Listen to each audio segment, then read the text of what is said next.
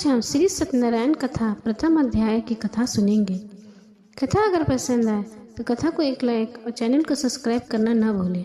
एक समय की बात है, नैसी नयन तीर्थ में सोनकादि 88,000 ऋषियों ने श्री सूत जी से पूछा, हे प्रभु, इस कलयुग में वेद विद्या रहित मनुष्य को प्रभु भक्ति किस प्रकार मिल सकती है तथा उनका उद्धार कैसे होगा। हे मुनि श्रेष्ठ, कोई ऐसा तप बताइए जिससे थोड़े समय में ही पुण्य मिले और मनवांछित फल मिल जाए। इस प्रकार की कथा सुनने की हम इच्छा रखते हैं। सर्वशास्त्रों के ज्ञाता सूत जी बोले, है वैष्णव, मैं पूज्य आप सभी प्राणियों के हित में एक बहुत अच्छी बात पूछी, इसलिए मैं एक श्रेष्ठ उपाय बताता हूँ जिससे नारद जी ने लक्ष्मी नारायण जी से पूछा था और लक्ष्मीपति ने मुनि श्रेष्ठ नारद जी से यह कहा था। आप इस बात को ध्यान से सुनिए। एक समय की बात है, योगी राज नारद जी दूसरों के हित की इच्छा के लिए अनेकों लोकों में घूमते हुए मृत्यु लोक में आ पहुँचे। यहाँ उन्होंने अनेक योनियों में जन्मे प्राय सभी मनुष्यों को अपने कर्मों द्वारा अनेकों दुखों से पीड़ित देखा। उनका दुख देख नारद जी सोचने लगे कि कैसा यत्न किया जाए जिससे करने से निश्चित रूप से मानव के दुखों का अंत हो जाए।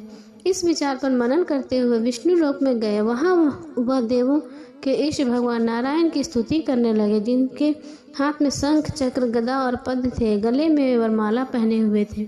स्तुति करते हुए नारद जी बोले, हे भगवान, आप अत्यंत शक्ति और संपन्न है तथा मन तथा वाणी भी आपको नहीं पा सकती। आपकी यदि मध्य तथा अंत नहीं है, निगुण स्वरूप सृष्टि के कारण भक्तों के दुख को दूर करने वाले आपको मेरा नमस्कार। नारद जी की स्तुति सुन विष्णु भगवान बोले, हे मुनि श्रेष्ठ, आपका के मन में क्या बात है? आप किस काम के लिए पधारे हैं, उसे निसंकोच कहें। इस पर नारद जी मुनि से बोले, मृत्यु लोक में अनेक योनियों में जन्म मनुष्य अपने कर्मों द्वारा अनेकों दुख से दुखी हो रहे हैं।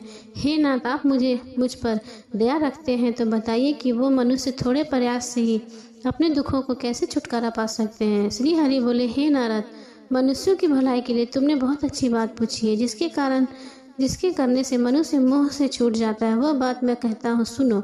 स्वर्ग लोक व मृत्यु लोक दोनों एक दुर्लभ उत्तम व्रत है जो पुण्य देने वाला है। आज प्रेम बस होकर मैं उसे तुम्हें कहता हूँ। श्री सत्यनारायण भगवान का यह व्रत अच्छी तरह विधान पूर्वक करने से मनुष्य तुरंत ही यहाँ सुख भोग कर मरने पर मोक्ष पाता है। श्री हरि के वचन सुन नारद जी बोले, उस व्रत का फल क्या है और उसका विधान क्या है? यह व्रत किसने किया था? इस व्रत को किस दिन करना चाहिए और सभी कुछ विस्तार में बताएं। नारद जी की बात सुनकर दुख व शोक को दूर करने वाला यह व्रत सभी स्थानों पर विजय दिलाने वाला है। मानव को भक्ति व श्रद्धा के साथ शाम को श्री सत्यनारायण भगवान की पूजा धर्म परायण होकर ब्राह्मणों व बंधुओं के साथ करनी चाहिए।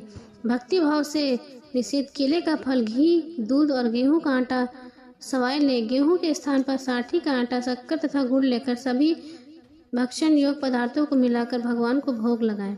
ब्राह्मणों सहित बधू बंधुओं को भी भोजन कराएं। उसके बाद स्वयं भोजन करें। भजन कीर्तन के साथ भगवान की भक्ति में लीन हो जाए। इस तरह से सत्यनारायण भगवान का यह व्रत करने पर मनुष्य की सारी इच्छाएं निश्चित रूप से पूरी होती है। इस कली काल अर्थात कलयुग में मृत्यु लोक में मोक्ष का यही एक सरल उपाय बताया गया है। तो ये सत्यनारायण भगवान की जय।